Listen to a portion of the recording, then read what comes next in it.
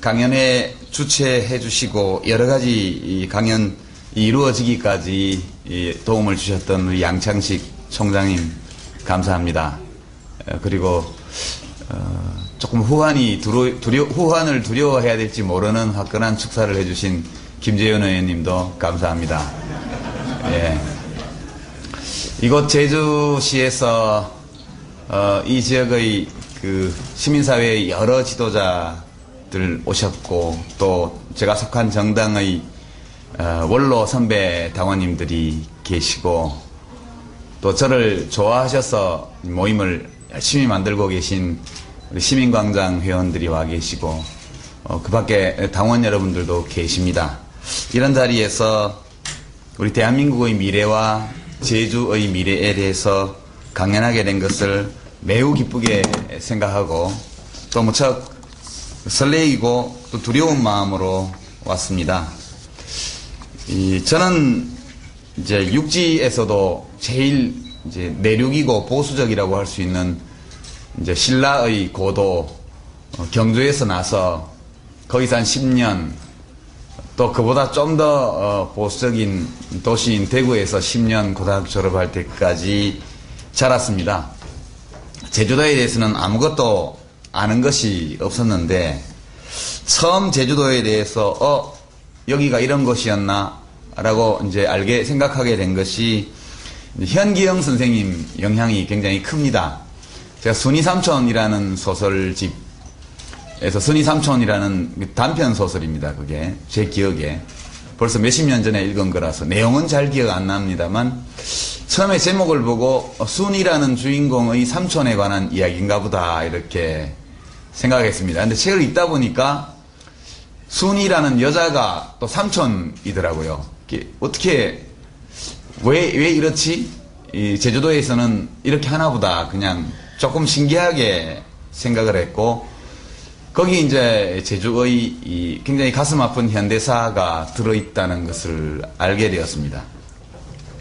조금 더 알게 된 것은 또 다른 책인 그 변방의 우짖는 새라는 책을 보니까 조선시대에 제주도가 당했던 순환, 제주도의 주민들이 이 육지에 있는 중앙 권력과의 관계에서 당했던 피해, 그들의 소망, 좌절 이런 것들이 거기 들어있었습니다. 옛날의 제주도 역사에 대해서 조금 알게 되었죠. 이제 그때까지 안 것은 제주도의 역사 이런 것들이었습니다. 그 뒤에 어떻게 살다 보니까 조천 출신 아가씨를 알게 돼가지고 이제 그 뒤로는 이제 자리물회, 몸국, 갈치국 이런 것들을 또 더 알게 되었고 그렇게 하다 보니까 또 육지에서는 무태에서는 전혀 모르는 김만덕 이런 옛날 어떤 제주도 여성에 대해서도 알게 되고 또 제주도에 친구들도 생기고 제 아내의 동창들도 많이 알게 되고 그 동창의 남편들이 이 와이프들의 동창회에 열심히 따라온다는 새로운 사실도 또 알게 되었습니다.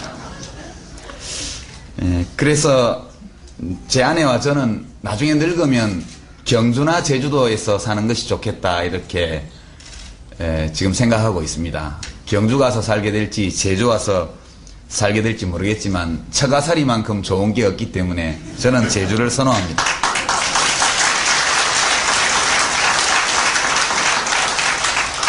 그 현기영 선생님의 소설이나 이제 글, 또 다른 분들의 글을 보면 제주도는 매우 독특한 곳임을 알 수 있습니다. 여러분이 저보다 제주를 훨씬 잘 아시기 때문에 이 도사님 앞에서 요롱 흔드는 격이 되지 않을까 걱정됩니다만 제가 제주도를 바라보는 시선은 여러분이 가진 생각과 조금 다를지도 모릅니다. 저는 그 이전에는 모르겠으나 적어도 조선 왕조가 수립된 이후부터 따지자면 지난 한 600년 가까운 세월 동안 제주도가 최근 가장 잘 나간다 이렇게 생각합니다. 여기는 육지에서 멀리 떨어져 있는 섬입니다.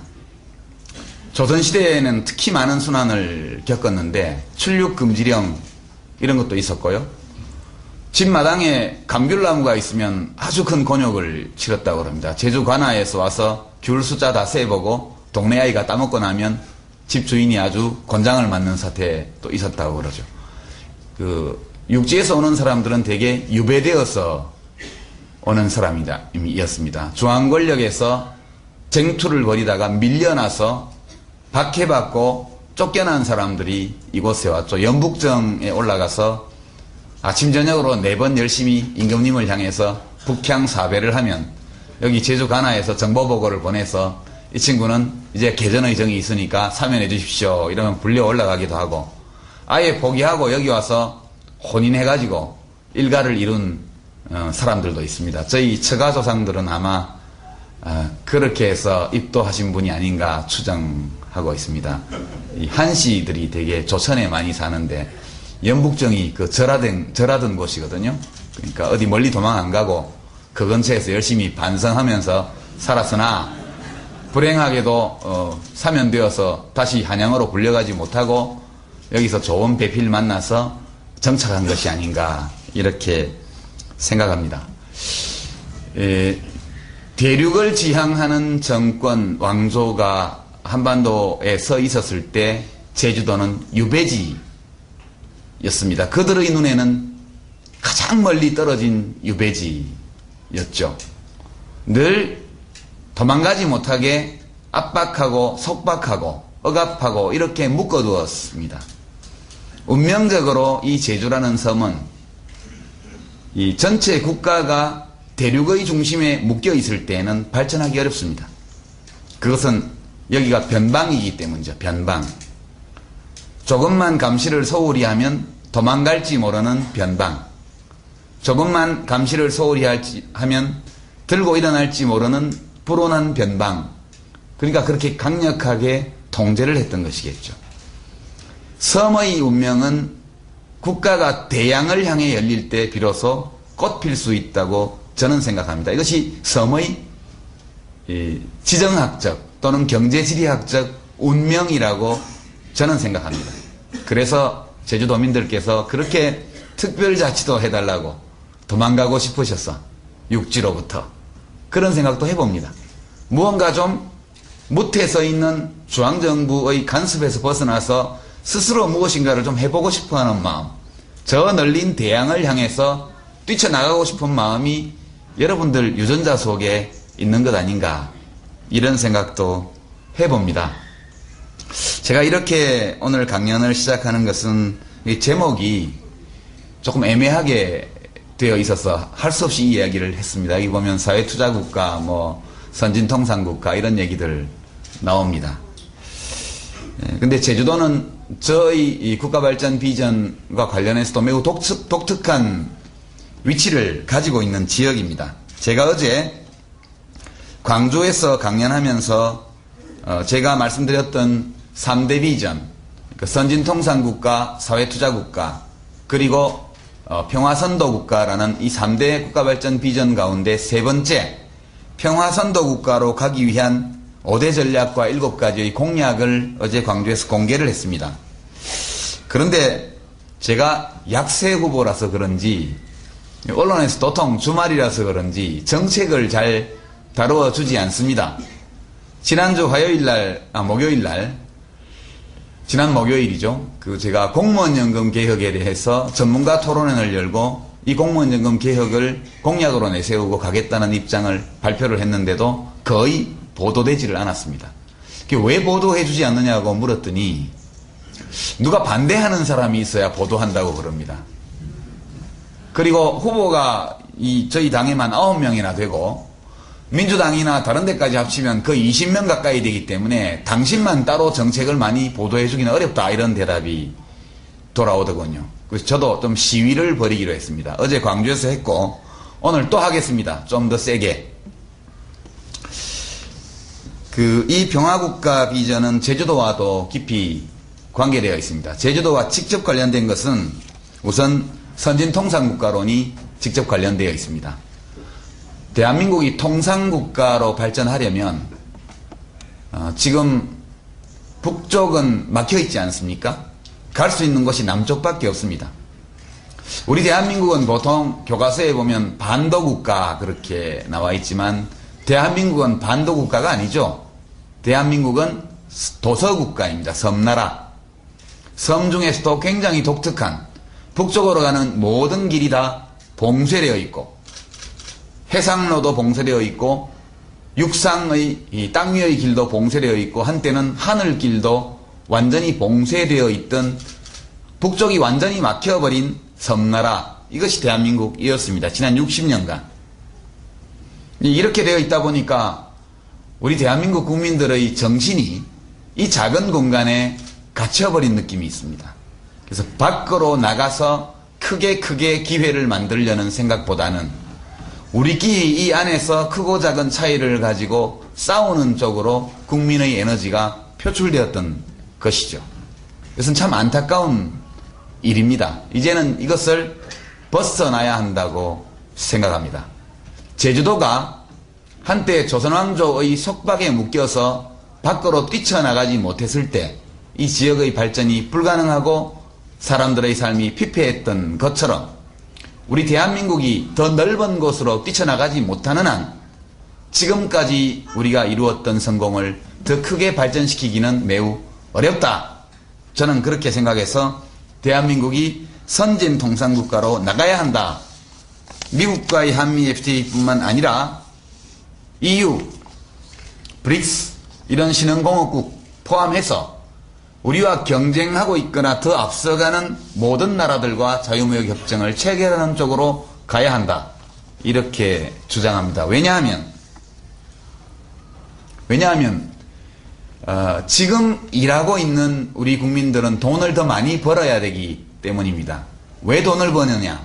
자기 자신이 행복해지기 위해서만이 아니라 앞으로 20, 30년 후에 다가오게 될 고령화의 재앙에 국가적으로 대비하기 위해서는 지금 일하는 세대가 돈을 더 많이 벌어야만 합니다.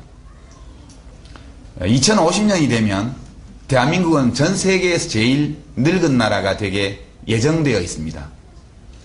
출산율이 갑자기 2배 정도 높아지지 않는 한은 앞으로 몇 년 지나면 인구가 감소하는 시대가 찾아오게 되어 있습니다. 2050년이 되면 국민의 평균 연령이 전 세계에서 가장 높은 나라가 되고 일하는 사람 3명에 65세 이상 어르신 2분이 있는 그런 아주 늙은 나라가 되게 되어 있습니다. 지금 한 해에 태어나는 아이 숫자가 45만 명이 안 됩니다. 채 되지 않습니다. 이 중에 한 90% 정도가 앞으로 20년, 25년 후에 노동시장으로 진출해 나올 것입니다. 저출산 시대에 태어난 아이들이 출산 가임기가 되어서 아이를 낳게 되면 더 적은 수의 아이들만이 태어나게 될 것입니다. 이 적은 수의 아이들이 자라서 더 많아진 노령 세대를 부양해야 되는 시대가 됩니다.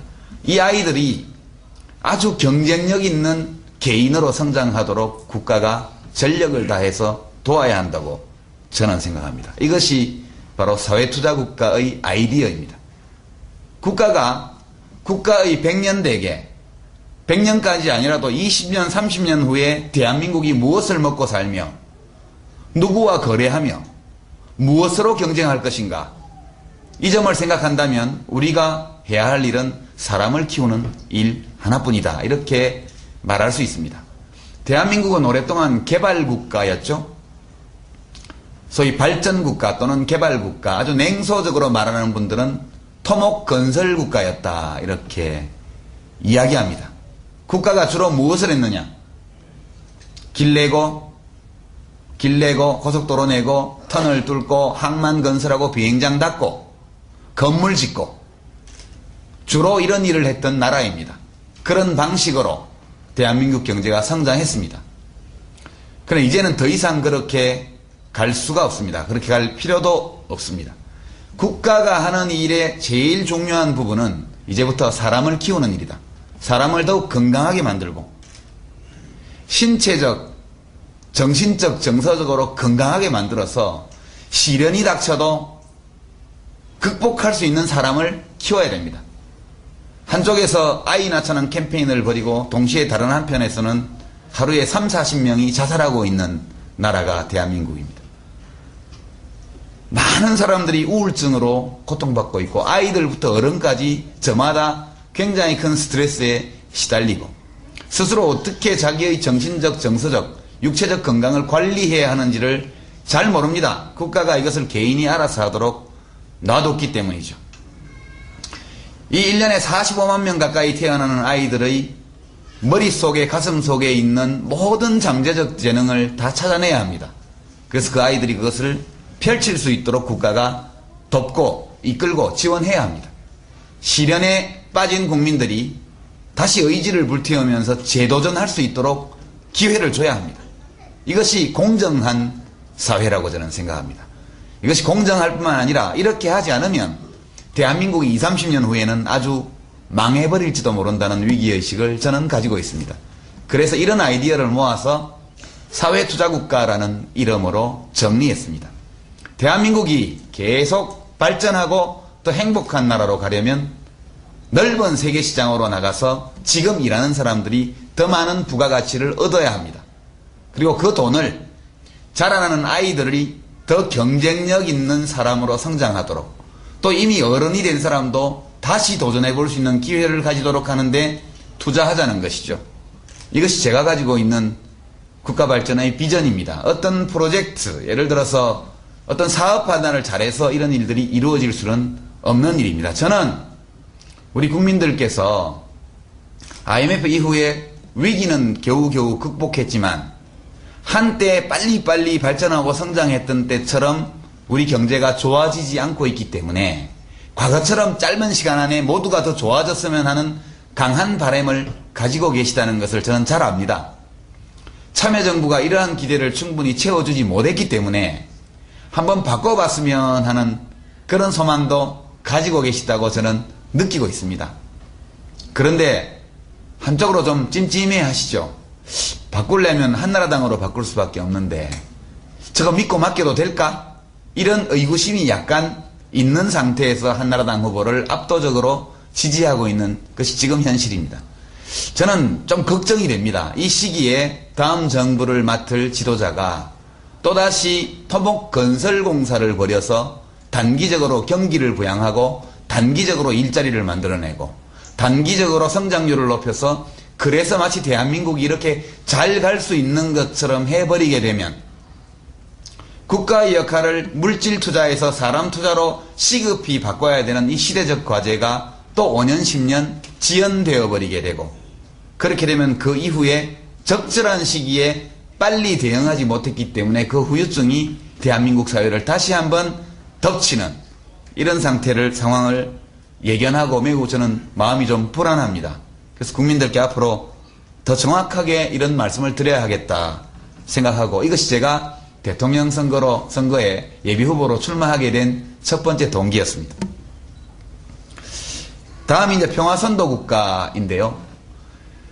이것은 제주도의 운명과 관련해서도 매우 중요한 부분입니다. 우리가 선진통상국가로 뻗어나가려고 한다면 또 사회투자국가로서 더욱 큰 경쟁력을 가진 나라가 되고자 한다면 대한민국이 동북아시아, 한반도와 동북아시아의 평화체제를 확고히 하고 더 나아가서 세계평화에 지금보다는 더욱 적극적으로 기여하는 나라가 되어야만 한다고 저는 생각합니다. 대한민국이 어떤 나라인가를 좀 잠깐 생각해 보시죠. 우리나라 안에서가 아니라 우리나라 밖에서. 지금처럼 이렇게 계속 가게 되면 대한민국은 조만간에 국제사회에서 많은 비난을 받는 나라가 될 것입니다. 어떤 비난? 과거 일본이 들었던 것과 같은 비난입니다. 경제동물, 핸드폰, LCD, 컴퓨터, 배, 조선, 자동차 이렇게 해서 좋은 물건을 잘 만들어서 많은 나라들에 수출해서 돈은 많이 벌지 모르겠지만 국제사회에 대한 도리는 지키지 않는 돈밖에 모르는 나라 이렇게 되게 되어 있습니다. 여러분 제가 여러분께 질문을 한번 드려보죠. 연봉 1억 원 정도를 받는 사람이 얼마 정도를 불우이웃 돕기 했으면 여러분은 그 사람 괜찮다고 하시겠습니까? 한 100만 원 쓰면 어떨까요? 그 정도면 그래도 괜찮겠죠. 1%를 쓰니까요. 10만 원 쓰면 어떨까요? 0.1%. 괜찮은 사람으로 생각하십니까? 사귀어 볼 만한 사람? 좀 약간 아니죠. 대한민국을 사람으로 비유하면 불우이웃 돕기에 돈을 얼마나 쓰냐 하면요, 1억 연봉을 버는 사람이 5만 원을 쓰고 있습니다. 이것이 바로 공적개발원조라는 것입니다. 한때 우리나라가 전쟁 후에, 전쟁 때 많은 나라로부터 무수한 공적개발원조를 받았습니다. 전쟁 후에도 경제적으로 성장하는 단계에서 많은 나라들로부터 이런 지원을 받았습니다. 이웃의 지원을 받아서 경제적으로 성공한 나라가 성공하고 나서는 자기 국민만 챙기고 어려움에 처한 이웃 나라를 돌보지 않는 것이죠. 이런 국가를 두고 어느 이웃 나라가 품격 있는 나라라고 하겠습니까? 마음으로 사귀어보고 싶은 마음이 생기겠습니까? 우리나라가 국민 총소득 대비 2006년도 공적개발원조에 쓴 돈이 0.05%였습니다. OECD 회원국들이 평균 0.3%를 쓰고 있습니다. 북유럽의 나라들은 0.5% 넘게 쓰고 있죠. 이런 식으로 계속 가면 대한민국은 이웃 사람의 도움을 받아서 부자가 된 집이, 큰 부자는 아니지만 먹고 살만하게 된 집이, 이웃 사람들이 똑같은 고통을 겪고 있을 때 거의 도움을 주지 않는 그런 사람처럼 되어버리게 되어 있습니다. 그래서 대한민국이 정말 선진통상국가로 성공하고 더 크게 성공하고 내부에서 경쟁력을 확보하기 위한 사회투자국가로 되려면 이제 외교 정책을 근본적으로 바꿔야 할 때입니다. 이것을 해서 세상의 모든 나라들에게 저 나라가 품격 있는 나라이고 저 나라의 국민들이 품격 있는 국민들이라는 신뢰를 주어야 우리가 국제무대에서 계속해서 성공할 수 있습니다. 제가 이런 시각에서 5가지의 외교, 안보, 통일 분야의 공약을 어제 공개했습니다. 첫째가 지금 말씀드린 국익 추구 외교를 넘어서는 품격 외교. 이것이 첫 번째 전략적 원칙입니다. 두 번째가 전쟁의 위협에 시달리는 나라가 세계 무대에서 지속적으로 신뢰받기는 어렵습니다. 그래서 두 번째 전략이 한반도 비핵화 그리고 평화체제 구축. 이것이 두 번째 전략입니다.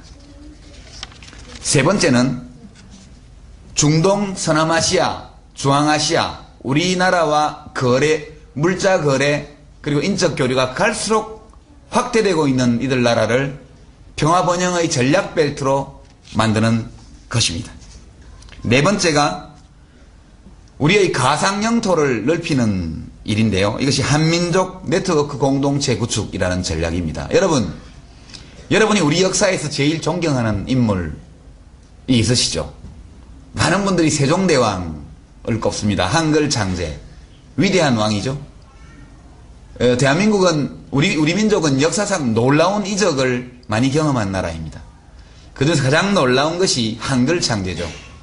전 세계에서 봉건시대, 중세시대의 절대 권력자가 민중에게 문자를 준 예가 없습니다. 되도록이면 민중이 무지하고 우매해서 탄압하기 좋고 시키는 대로 하도록 만드는 그런 중우정치를 되게 왕권 국가에서는 해왔습니다. 근데 우리나라에서, 우리 민족은 정말 이상한 일을 경험했습니다. 왕이 누가 왜 이 문자를 만들었다 하는 서문까지 붙여가지고 언제 만들었다까지 해서 만들어진 문자는 전 세계에 한글 하나밖에 없다고 그럽니다. 근데 그 훈민정음 서문을 보면 불쌍한 백성들이 말할 게 있어도 글이 없어서 말을 못하니 내가 이 글을 만들어서 백성에게 주노라, 마음껏 말해라, 이렇게 이야기했습니다. 세종대왕은 위대한 왕이죠. 이 세종대왕 시대에 우리 조선왕조의 영토가 확장되고 확정되었습니다. 이 점은 국민들이 잘 모르실 겁니다. 영토 확장과 관련해서 가장 유명한 왕은 광개토 대왕이 되겠죠. 중국 영토가 되어 있는 만주, 간도 일대까지 다 지배한 것으로 나와 있습니다. 영토가 뭡니까? 우리 국민이 살고 있는 공간이죠. 지금 국제법상 인정되고 있는 다른 나라의 영토를 빼앗는 일은 상상할 수 없습니다. 그러나 우리 4,800만 대한민국 국민, 2,300만 북한 동포들, 그리고 700만의 재외 동포가 있습니다. 이 모두를 묶어서 하나의 네트워크를 구축하면 이들이 살고 있는 모든 땅이 다 우리의 가상 영토가 될 수 있습니다. 우리가 실제 물리적인 영토를 확장할 수는 없지만 가상 영토를 확장하는 것은 언제나 가능하다. 그래서 그것을 해내기 위해서는 한민족 글로벌 네트워크를 구성해야 합니다. 자세한 내용은 생략하겠습니다. 다섯 번째는 정예 강군 육성입니다. 우리 군대는 더욱 강해져야 합니다. 국민과 군 사이에 존재하고 있는 과거의 불행했던 사건, 4.3을 포함했어요. 과거 우리 현대사를 아주 어두운 장으로 물들여 덮었던 그와 같은 불행한 사건들로 인해서 우리 군과 국민 사이에서는 사랑과 신뢰가 깊이 뿌리내리지 못하고 있습니다. 자식을 군대에 보내는 것이 어머니들에게 일종의 공포감으로 다가오는 것은 분명 정상적인 일이 아니겠죠. 우리 민족은 우리의 국방력이 약했기 때문에 외적의 침략을 받아서 온 나라가 초토화되었던 여러 차례의 경험을 가지고 있습니다. 제주는 평화의 섬이죠. 평화를 지키려면 강한 국방력이 필요합니다. 우리 국민들이 신뢰하고 믿을 수 있고 국가 안보에 관해서는 마음을 놓을 수 있을 정도로 강한 군대가 있어야 합니다. 2012년 전시군 작전 통제권을 우리가 환수하도록 예정되어 있습니다. 한미 간의 이미 합의가 끝났습니다. 그때를 대비해서도 우리 군은 더욱 정예화, 과학화, 전문화되어야 합니다. 단순히 우리나라를 외적의 침략으로부터 보호하는 소극적 역할에서 벗어나서 한반도의 평화체제를 확고히 하는 동시에 분쟁 지역의 평화를 만들어내고 평화를 수출하고 평화를 유지하는 국제사회에 대한 역할도 더 키워야 합니다. 이렇게 하기 위해서는 상설적 평화유지군을 창설할 필요가 있습니다. 사단 규모의 전문화된 PKO 부대를 만들어야 합니다. 다른 나라들이 대부분 이렇게 하고 있습니다. 우리나라는 이웃 분쟁 지역에서 급하게 우리가 군사 지원을 해야 하는 경우에도 국회의 동의를 받아야 하는 아주 번거로운 절차, 시간이 걸리는 절차가 있어서 지원할 거 다 해주고 그 나라로부터는 별로 칭찬을 못 받는 일들이 많습니다. 그래서 사단급 규모의 상설적 평화유지부대를 창설해서 UN 결의가 있는 경우에 행정부가 신속하게 파견할 수 있도록 그렇게 해주어야 합니다. 아울러서 한국군을 전문화된 기술과학 정예부대로 만들기 위해서는 국민개병제를 폐지하고 모병제로 전환해야 합니다. 지금 이 국민개병제라는 이 징병제는 대한민국의 강한 군대를 만드는 데에도 적합지 않고 우리 군을 강화하는 데도 적합지 않고 또 사회투자국가 선진통사국가로서 대한민국의 경쟁력을 가지고 세계 무대에 발전해 나가는 데에도 매우 큰 지장을 초래하고 있는 제도입니다. 여기에다가 군에 대한 국민의 불신 이런 것들이 역사적으로 형성되어 있어서 아들 낳는 어머니들이 아들 낳아서 좋다. 요즘 뭐 그런 어머니 별로 없지만 이러하면서도 속으로는 20년 지나면 군대 보내야 될 텐데 이 걱정을 산부인과 병원에 누워서부터 하는 것이 우리 대한민국 서민들의 현실이라고 저는 생각합니다. 이번에 연예인들의 병역 비리에서도 나타났지만 우리의 이 국민개병제 병력 의무가 공정하게 운영되었던 적이 단 하루도 없다. 저는 그렇게 생각합니다. 우선 참여정부가 이미 발표한 예외 없는 병력 의무, 현역 복무와 대체 복무로 이것을 둘로 나누는 이 제도를 해가면서 기술 지원병, 유급 지원병 모집을 확대해 나가는 방안이 이미 나와 있습니다. 이것을 좀 더 확대 운영해서 이 모병제 성격을 가진 유급 지원병이 보다 빠른 속도로 늘어나도록 하고 전체 군 규모는 남북 관계가 개선되고 한반도에 평화체제가 수립되어 가는 것과 발맞추어서 언제든 모병제로 전환할 수 있는 조건을 갖춰 나가야 합니다. 제가 세운 계획은 지금 당장 모병제로 전환하자는 것이 아니고 1인당 국민소득이 3만 달러에 이르는 시점을 기준으로 모병제로 전환하도록 제가 대통령이 된다면 임기 중에 그 제도적, 법률적, 재정적 토대를 확고히 하겠다고 저는 공약했습니다. 이렇게 되면 예비군 제도, 민방위 제도 역시 그에 맞추어서 개편하거나 폐지하는 것이 불가피하고 바람직한 일이다. 저는 그렇게 생각합니다. 아울러서 군은 더욱 그 전투력을 강화해야 하고 군에서 복무한 사람들이 사회로 진출해서 훌륭하게 적응할 수 있도록 지원하는 각종 시스템도 갖추어야 한다고 생각합니다. 이런 정도를 어제 제가 말씀드렸고 공약을 7가지를 도출을 했습니다. 다시 한번 정리해서 말씀드리면 대한민국이 선진통상국가로서 지구촌 무대에서 더욱 성공하는 나라가 되려면 국가는 국민 개개인의 역량을 키우고 더욱 건강하게 만드는데 자기의 관심과 역량을 최우선적으로 집중하는 사회투자국가로 대한민국의 국가 성격을 개조해야 한다. 그리고 이 두 전략이 성공을 거두기 위해서는 대한민국이 우리의 좁은 의미의 국익을 지키는 나라에서 국제사회의 평화를 선도하는 존경받는 품위 있는 국가로 발돋움해야 된다. 이렇게 논리적인 설명이 가능하겠습니다. 제가 평화선도국가를 위한 7가지 공약을 내놓았는데 다시 한번 정리하겠습니다. 첫째, 한반도 비핵화와 평화체제 구축. 이것은 미국, 중국, 대한민국, 북한이 참여하는 4개국 평화체제를 확고히 함으로써 한반도의 평화를 공고히 하는 것을 의미합니다. 그래서 미국의 동의가 있어야 되고요. 중국이 찬성해야 합니다. 북한과 미국이 수교해야 되고 북일 관계도 정상화될 것입니다. 이렇게 해야만 남북한이 한반도 정세를 주도하면서 한반도가 항구적으로 전쟁의 위협에서 벗어날 수 있습니다. 정전협정을 평화협정으로 대체하게 되면 유엔사는 필요 없게 됩니다. 법적으로 성립할 수 없게 되어 있습니다. 6.25 침략전쟁에 대항하기 위한 유엔 결의를 토대로 한 것이기 때문에 정전협정이 종식되고 평화체제가 수립되면 유엔사는 없어질 것입니다.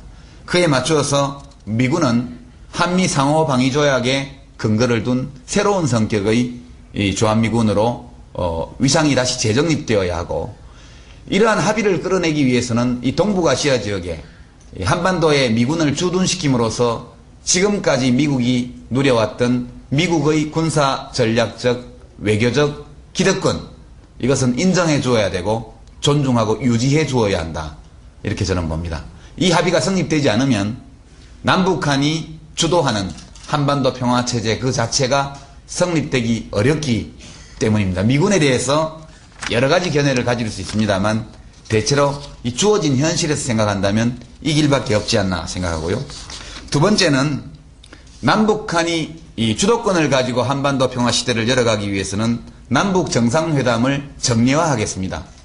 몇 년에 한 번이 될지 모르겠지만 해마다 한 번 정도는 남북 정상이 정례적으로 만날 필요가 있다. 이렇게 보고요. 제가 대통령이 되면 제안해서 남북 정상회담을 정례화하고 서울과 평양에 북과 남의 상주 대표부를 설치하도록 그렇게 하겠습니다. 일종의 대사관과 이익 대표부를 겸한 그런 상주 대표부를 설치하자는 것입니다. 세 번째 공약은 통일부를 대체할 새로운 기구로서 민족협력위원회를 설치하는 것입니다. 이것은 총리급이 위원장이 되는 민족협력위원회입니다. 남북 간의 대화는 실무자 대화에서 장관급 대화로 각 분야에 다 격상되어야 하고요. 이 남북 간의 전면적인 협력을 조정하고 지휘할 그런 기구로서 통일부는 적합지 않습니다. 한 정부 부서로 만들어서 그 안에 모든 업무를 집어넣는 방식으로는 확대되는 남북관계를 감당할 수 없습니다. 그래서 민족협력위원회 설치가 세 번째 공약입니다. 네 번째는 아까 말씀드린 동남아시아, 중동, 중앙아시아로 이어지는 평화번영벨트를 구축하고 한국이 이룬 인권, 민주주의, 경제적 성공의 역사를 이 나라들에게 전파하기 위해서 국제평화대학교를 설립하자는 약속입니다. 이것은 어제 광주에서 광주 5.18 민주정신, 인권 그리고 평화정신의 세계화를 위해서 이 대학교는 광주에 설립하는 것을 최우선적으로 검토하겠다. 이렇게 제가 약속을 하고 왔습니다. 미안합니다. 제주도에 하자 또 그러실 텐데, 예, 제주도는 다른 좋은 것을 또 하기로 하죠. 네 번째는 아까 말씀드린 한민족 네트워크 공동체 구축입니다. 여기에는 특히 해외에서 아주 활발한 활동을 보이고 있는 지식인 전문가 석학들의 네트워크가 가장 중요합니다. 여기에서 교민들의 네트워크도 물론 중요하고요. 한상 무역 상업에 종사하고 있는 한인들의 네트워크도 마찬가지로 중요합니다. 해외에 입양가 있는 십수만 명의 이 해외 입양인들의 네트워크 역시 우리들의 중요한 자산이 될 수 있다 생각합니다. 여섯 번째가 상설적 평화유지 부대의 창설. 마지막으로 국민개병제를 폐지하고 모병제로 전환하기 위한 토대 구축. 이것이 제가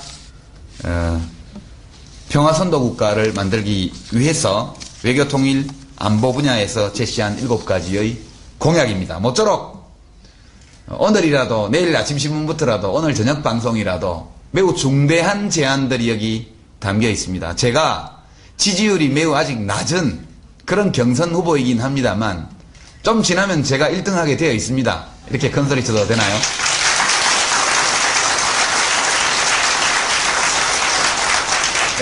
존경하는 우리 언론인 여러분, 외면하지 마시고 이것을 주목해 주시기를 부탁을 드립니다. 제주도와 관련해서 한두 가지만 좀 더 첨언을 드리겠습니다. 제주도는 대양을 향해서 나가야 합니다. 대한민국이 선진통상국가가 되려면 아까 말씀드린 것처럼 남북한 평화가 구축되고 북으로 가는 철도와 도로가 다 연결돼야 됩니다. 그렇게 해서 시베리아를 거쳐서 또는 중국을 거쳐서 유럽까지 우리 젊은이들이 배낭을 메고 열차를 타고 갈 수 있어야 하고 우리의 삼성전자 기흥공장에서 만들어진 제품이 열차로 갈 수 있어야 합니다. 그것은 그것대로 우리가 대륙으로 진출하는 그런 필요성이 있습니다.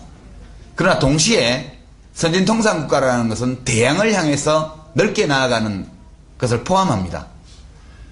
북으로 대륙으로 가는 길이 도로와 철도를 통해서 열린다면 남으로 대양으로 향하는 길은 제주도를 통해서만 갈 수 있게 되어 있다고 저는 생각합니다. 대한민국이 내륙에 권력 중심이 두어져 있었을 때 그때 제주도가 대양으로 가지 못하게 했습니다. 우리 역사에서 한때 해상제국을 건설해서 서해 일대를 호령했던 장보고 시대가 있었습니다. 또 우리 이순신 장군의 세계 해전사에 빛나는 그런 승전의 역사도 있었습니다. 그러나 이 모든 일들이 대개 보면 우리의 연안을 지키는 일에 그치고 말았습니다. 이제는 더 멀리 우리의 연안을 지키는 데서 벗어나서 대양을 향해서 나아가야 하고 우리 제주도의 대한민국에서 차지하는 제주도의 전략적 중대성은 바로 여기에 있는 것이다. 저는 그렇게 생각합니다. 해군기지 문제가 있다는 것을 잘 알고 있습니다. 저희 참모들이 이거 발언하지 마라 차라리 그렇게 말씀하시던데요. 제가 여론을 들어보니까 찬성 반대 이렇게 팽팽히 나눠 있다고 생각합니다. 근데 아까 우리 오홍만 의원께서 이제 국민의례 할 때 묵념하는 거 들어보셨죠? 4.3 희생자들 기리고 또 흔히 다른 곳에 가보면 민주화와 통일을 위해서 싸우다 가신 민주열사, 통일열사 추모하고 또 동시에 호국영령과 또 순국선열 그렇게 또 순국선열 하면 되게 일제강점기에 우리 민족의 해방을 위해서 싸운 분들을 주로 가리키는 말이고 호국영령 하면 해방 후의 내전과 전쟁 시기에 대한민국을 지키기 위해서 싸우다 희생하신 분들을 호국영령이라고 일반적으로 얘기합니다. 우리가 다니다 보면 국민의례 묵념사에 이것을 다 넣어서 하지 않습니까? 이것이 화합의 정신이고 우리가 지난 시대에 대한민국이 걸어왔던 모든 길들을 다 지금 우리 안에 있는 것으로 받아들이는 태도라고 저는 생각합니다. 앞으로 대한민국이 잘 되려면 이와 같이 통합적인 사고, 포용하고 화해하는 마음이 필요하다고 봅니다. 그래서 우리 제주도의 해군기지 문제도 저는 찬성 반대 이렇게 승부를 내어서 하거나 못하거나 이렇게 되면 굉장히 곤란해진다고 생각합니다. 해양을 통해서 대한민국에 들어오는 수출 물량의 99% 이상이 다 제주 인근 해협을 통과해서 한반도에 들어옵니다. 제주도는 매우 중요한 전략적 경제적 요충이죠. 그래서 저는 이 찬반을 다 통합하는 길이 없을까? 반대하시는 분들이 반대하는 취지, 찬성하시는 분들이 찬성하시는 취지를 다 충족시키는 어떤 방법은 없는 것일까? 그런 고민들을 한동안 해보았습니다. 그래서 지금 제가 제안해보고 좀 비공개적으로 많이 조금 토론을 해보았습니다. 근데 지금 추진되고 있는 해군기지의 규모는 너무 작은 것 같습니다. 너무 작아서 그것이 들어와도 제주도의 여러 가지 발전에 무슨 도움이 될까? 이런 의문이 제기되고 있죠. 반면에 이익은 적은 대신 여러 가지 부작용이 나지 않겠느냐? 이런 우려가 또한 있습니다. 저는 평화의 섬과 해군기지도 통합할 수 있다고 봅니다. 이 평화의 섬 제주가 이 한반도를 둘러싼 대양의 평화를 지키는 그런 전쟁기지가 되는 것이 평화의 섬 관념에 모순되는 것은 아니라고 생각하고요. 동시에 이것이 그와 같은 역할을 제대로 할 수 있는 규모로 들어오고 단순히 통제구역으로서의 민간인 통제구역으로서의 해군기지가 생기는 것이 아니라 이 해군기지를 방문해보기 위해서 일부러 사람들이 제주도를 방문을 할 수 있을 정도의 명소로 만들 수도 있는 것 아닌가 그렇게 생각합니다. 제가 찬반 이것을 분명히 말씀드리지 않은 가운데 이 두 진영의 취지를 전부 다 살릴 수 있는 그와 같은 방안을 찾아야 한다고 저는 생각합니다. 이런 정도 오늘 말씀드리고 다음 기회에 좀 더 구체적으로 제가 그 방안을 한번 제안토록 그렇게 해보겠습니다. 여러분들이 거부하시면 뭐 그 제안이 성립되기 어렵겠지만 많은 분들의 동의를 받을 수 있는 안을 마련해 온다면 제주도에도 굉장히 좋은 일이 될 것이다 이렇게 생각하고요. 제주특별자치도에 대해서 불만이 많습니다. 저 이 법 통과할 때 저도 좀 이제 힘을 보탰는데 어떻게 표현해 보면 특별한 지위는 이미 주어진 것 같습니다. 법률적으로 특별한 지위는 주어졌는데 이 특별한 지위를 살릴 수 있는 특별한 조치가 아직 미흡한 것이 아닌가 이런 생각을 합니다. 제주도 지역사회 역시도 아직도 이 특별한 지위를 스스로 잘 활용할 수 있는 방안에 합의하거나 도출하지 못했다는 느낌이 있고 중앙정부도 제주도에 부여한 이와 같은 특별한 지위를 살릴 수 있는 좋은 지원책을 아직 확정짓지 못하고 있다는 느낌이 많습니다. 여러분이 자치도 전역 면세화라든가 항공자유화, 법인세 문제, 또 특별한 재정지원 등의 조처를 제주도에서 요구하고 있습니다. 초인류의 국제자유평화도시로서 발전시키겠다 해놓고 구체적인 프로젝트가 없지 않느냐 이런 비판이 많이 제기되고 있습니다. 제가 2007년 6월 달에 금년 6월에 제주특별자치도 경영기획실에서 만든 자료를 봤습니다. 제주자치도 출범 1년과 향후 방향 이런 제목이었는데요. 아주 의욕적으로 제주비전 2020이라는 것을 만들었습니다. 상당히 의욕적이고 상당히 타당한 제안을 많이 담고 있다고 생각합니다. 제가 제주도에 대해서 안들 제주특별자치도의 경영기획실에서 일하시는 분만큼 알겠습니까? 제가 할 수 있는 가장 좋은 방법은 여기에서 제주도민들 스스로 만들어낸 이 비전을 잘 이해하고 그리고 이런 의욕이 살 수 있도록 그렇게 적절히 지원하는 그런 일들이라고 생각합니다. 제가 대통령이 되면 제주특별자치도에 대해서는 정말 특별한 의욕을 저도 가지고 머리를 맞대고 도정부와 상의해서 제주도가 특별한 지위를 가지고 있는 그런 자치단체에 어울리는 특별한 역할을 하도록 그렇게 해나가도록 하겠습니다. 예, 감사합니다. 끝으로 여기 오신 분들 중에는 이제 민주신당의 당원이 아니신 분들도 많고요. 또 저 개인적으로 알아서 오신 분들도 계시고 또 민주신당의 당원도 계시고 선거인단으로 참여를 이미 하신 분들도 많이 계십니다. 언론인들도 계시고요. 아마 다른 선거 캠프에서 뭐라고 하나 보러 오신 분도 좀 계시겠죠. 그래서 지금 민주신당 후보 경선의 여러 전망과 앞으로 대선의 향배와 관련된 저의 견해 한두 가지만 말씀을 드리겠습니다. 제가 지금 지지율이 요 며칠은 발표가 전혀 안 되고 있습니다.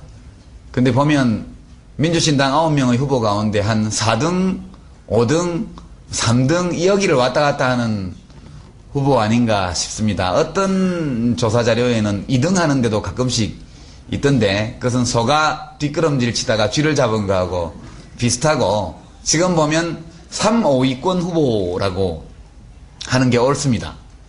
그리고 이제 컷오프 예선을 5명을 뽑는다고 그러죠. 이 5명 안에 들긴 들어야 되겠는데 걱정입니다. 그래서 열심히 해서 남은 기간 뛰면 5등 안에는 들지 않겠느냐. 5등 안에 안 들면 그럼 능력이 부족한 거니까 그 판단을 받아들이고 또 제가 할 수 있는 일을 찾아야겠죠. 그렇게 생각합니다. 근데 5등 안에 들 겁니다.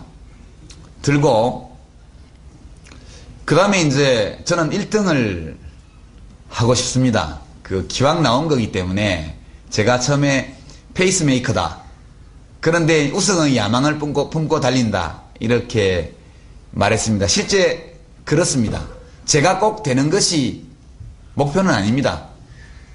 저는 이 민주신당의 국민경선을 매우 공정하고 깨끗하고 흥미진진하고 생산적이고 결과적으로 아름다운 경선을 만드는 것이 제일 중요한 일이라고 생각하고 이 일을 하면서 제가 그 자리에 가면 더 좋겠다.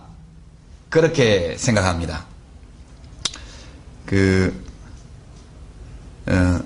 저를 좋아하시는 분들이 애로사항이 많다고 그래요. 이제 자기는 유아무개가 좋아서 아는 사람들한테 말을 하면 사람들이 좀 너무 까칠하지 않냐? 이제 좀 좋게 말하면 까칠한 거고 나쁘게 말하면 막대 먹었다 이런 이제 얘기도 하고요. 그래서 그런 점은 경위야 어찌되었든 국민들이 대통령 후보 또는 대통령이 되려고 하는 사람에게 요구하는 미덕이 있습니다. 그것은 옳고 그름을 따질 여지가 없이 국민이 주권자이기 때문에 국민이 하는 요구는 정당한 것으로 봐야죠. 그래서 제가 과거에 어떠했던 지금 시점에서는 후보로 나선 이상 국민들이 대통령 후보 또는 대통령에게 요구하는 여러 가지 리더십과 관련된 미덕 이런 것들을 열심히 몸에 익히고 실천해보려고 노력합니다. 그러니까 주위 분들이 그러시면 옛날에 그랬는데 요새 괜찮다 이렇게 말씀해 주시고요. 여러 정책 공약, 선거운동의 방법에 관해서도 저를 좋아하시는 분들이 주변에서 당당하게 이야기하실 수 있도록 그렇게 하겠습니다.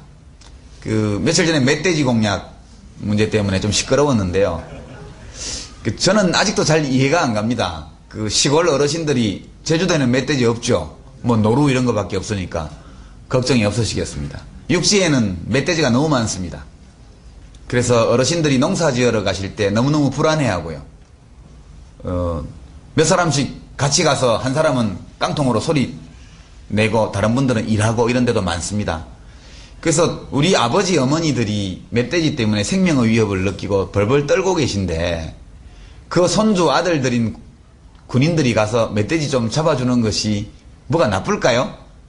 저는 이것이 매우 중요한 공약이라고 생각해서 했는데 튀는 공약, 괴짜 공약 이렇게 해버려가지고 많이 섭섭합니다. 근데 대통령은 국가의 지도자고 군의 통수권자입니다. 국가와 군의 임무 가운데 첫 번째가 국민의 생명을 보호하는 것이거든요. 우리 대한민국 국민들은 누구나 자기가 어려움에 처하고 위기에 처했을 때 국가로부터 보호받을 권리가 있습니다. 그리고 국가가 내가 어려울 때 위험에 처했을 때 나를 지켜주는 국가가 있다는 이 기분, 이런 것이 사람을 안전하고 행복하게 만드는 조건 중에 하나거든요. 그래서 당연히 대통령이 되면 해야 될 일이라고 생각해서 했는데 좀 이상하게 돼버렸습니다. 주변에서 누가 그러면 좀 잘 설명해 주시고요.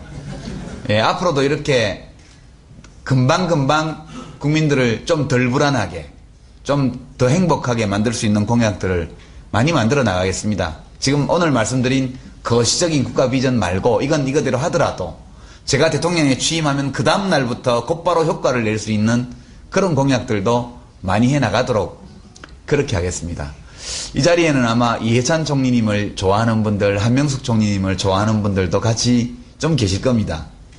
그분들 두 분 다 총리로서 제가 모시고 일했던 분들이고, 옛날에는 제가 보좌관으로서 또 의원으로 모시고 일했던 분, 또 당에서는 당혁신위원회 부위원장으로서 위원장으로 모시고 일했던 분, 또 두 분 다 제가 장관으로 있을 때 총리로 모시고 일한 아주 훌륭한 분들입니다. 제가 정말 존경하는 분들이고 그분들에게서 배우려고 늘 노력합니다. 그래서 혹시 뭐 여기 그 세 분 제외하고 딴 후보 좋아하는 분은 안 계시겠죠? 예.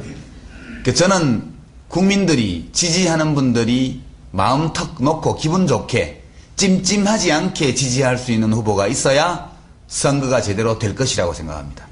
무언가 정통성에 하자가 있거나 논란이 있어서 여러 장점에도 불구하고 지지해주기가 찜찜한 후보, 이런 후보, 정치인이 후보가 되면 선거를 치르기가 매우 어렵습니다. 그래서 뭐 제 자신은 어떤지 잘 모르겠습니다만 이해찬 후보님이나 한명숙 후보님은 그런 면에서 아주 기분 좋게 찜찜하지 않게 지지할 수 있는 후보라고 제가 유권자로서 저는 그렇게 생각합니다. 그래서 이 비슷한 정책 노선, 또 비슷한 인생 역정, 또 비슷한 분위기, 개성은 다 다르지만 각자 장점이 다릅니다. 어떤 분들이 말하기를 이 세 사람을 합체할 수 있으면 좋겠다. 예.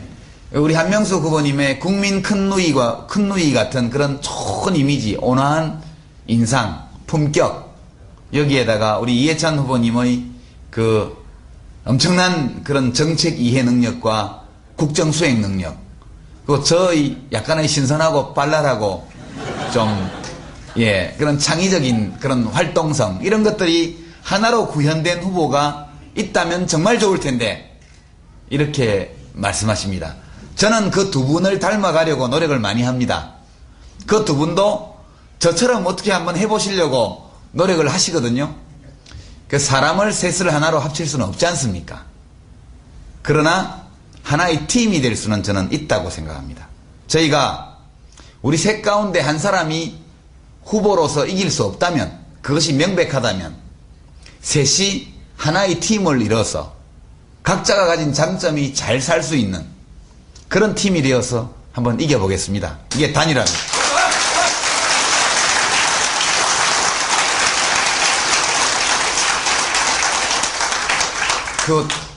뭐 오해를 안 하시도록 제가 다시 한번 말씀드리면, 저는 제가 그냥 쭉 달려서 1등을 하고 싶습니다.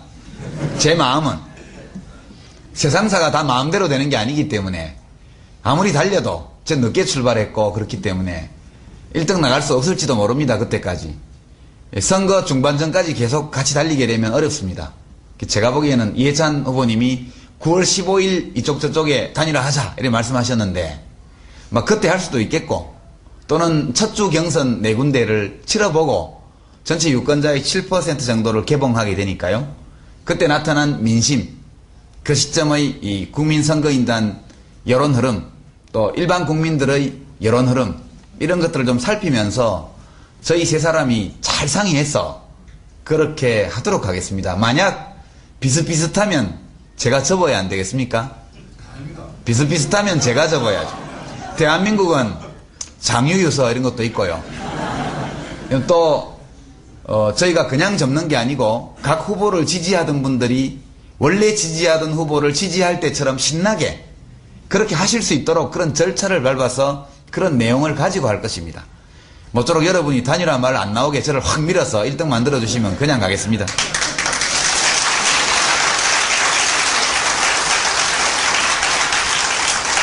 저는 지금 이명박 씨의 지지율이 하늘을 날고 있고 저희 쪽 후보의 지지율을 다 합쳐도 그 반밖에 안 되는 이런 상황이 계속될 것으로 생각지 않습니다. 달도 차면 기울지 않습니까? 곧 기우는 날이 옵니다. 그때 우리의 배를 띄워야죠. 국민들은 10년 정도 맡겼으니까 한번 바꿔봤으면 이런 소망 가지고 계십니다. 저는 그걸 느끼고 있습니다. 이때 우리가 뭔가를 하려면 정권 재창출이라는 것을 목표로 삼아서는 안 된다고 봅니다. 표현을 그렇게 하면 안 되죠. 우리가 다시 한번 국가와 국민을 위해서 봉사할 수 있는 기회를 잡자. 이렇게 표현하는 것이 옳다고 생각합니다. 또 정권 잡아서 높은 자리하고 잘 먹고 잘 살자. 이거 위해서 출마한 거 아니지 않습니까? 저도 기회를 한 번 더 얻기 위해서 우리들의 꿈과 우리들의 비전과 우리들이 가지고 있는 국민에게 봉사할 수 있는 좋은 정책을 실현해 볼 수 있는 기회를 국민들께 다시 한번 받기 위해서 출마한 것입니다.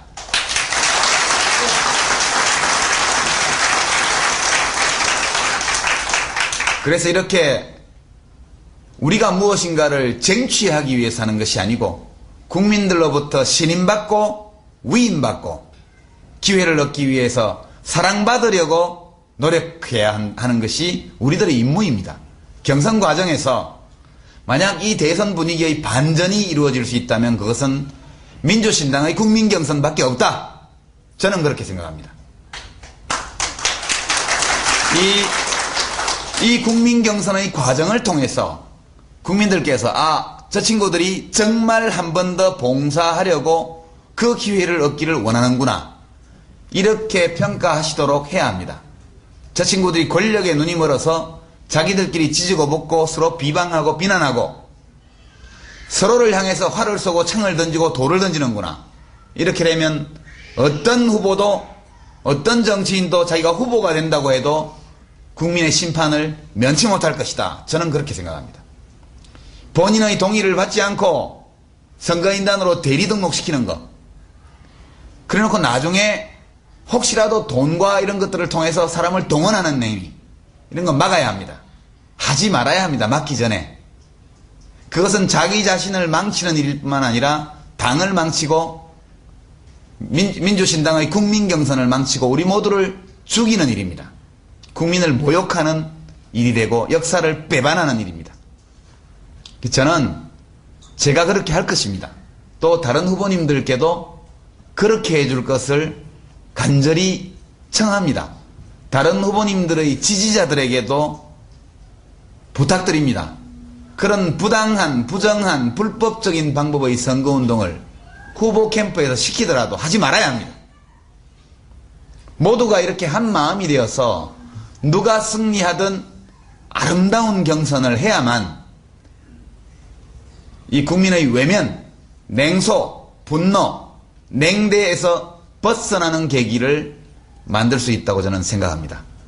그렇게 할 때에만 그 경선을 통해서 국민 앞에 제시된 좋은 정책 공약들이 인정받을 수 있기 때문이죠. 아주 나쁜 행실 보이는 사람이 좋은 얘기를 한들 누가 믿어주겠습니까? 그래서 이미 말씀드린 것처럼 저는 어떤 네거티브 선거운동도 하지 않을 것입니다.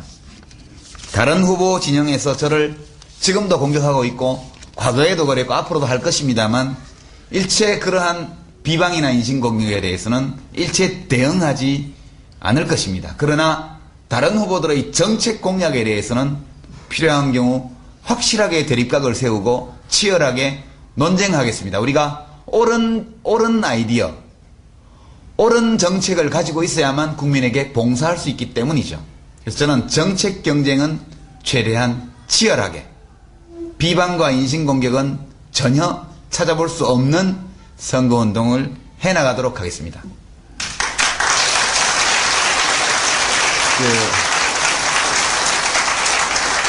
우리 제주도의 지역 정치권에 좀 깊이 계신 분들은 요즘 참 괴로우실 겁니다.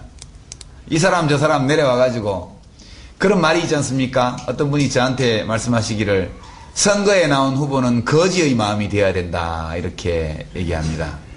거지는 배가 고프니까 어느 집 대문이든 가리지 말고 문을 두들기고 간절한 목소리로 무엇인가를 달라고 해야죠.